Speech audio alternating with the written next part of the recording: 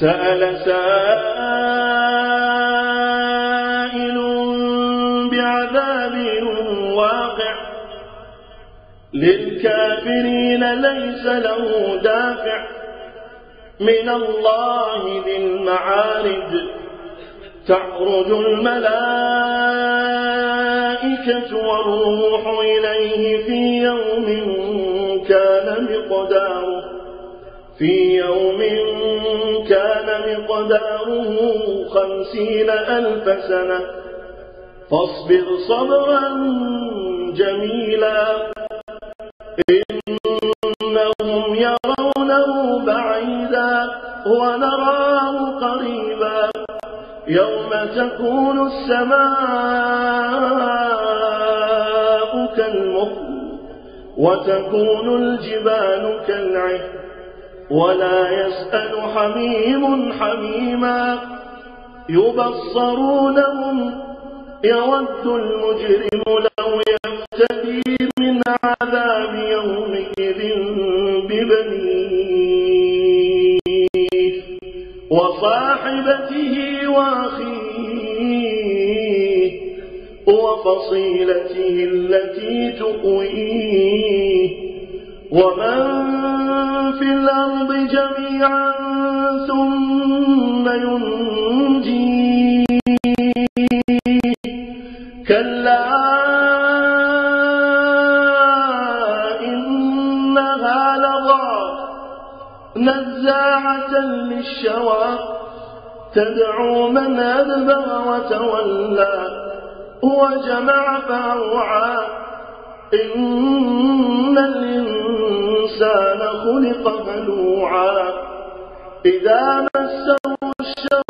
جزوعا وإذا مسه الخير منوعا إلا المصلين الذين هم على صلاتهم دائمون والذين في أموالهم حق معلوم للسائل والمحروم والذين يصدقون بيوم الدين والذين هم من عذاب ربهم مشفقون إن عذاب ربهم غير مأمون والذين هم لفروجهم حافظون إلا على أزواجهم أو ما ملكت أيمانهم فإنهم غير ملومين فمن ابتغى وراء ذلك فأولئك هم العادون والذين هم لأماناتهم وعهدهم راعون والذين هم بشهاداتهم قائمون والذين هم على صلاتهم يحافظون أولئك في جنات مكرمون فما للذين كفروا قبلك مهطعين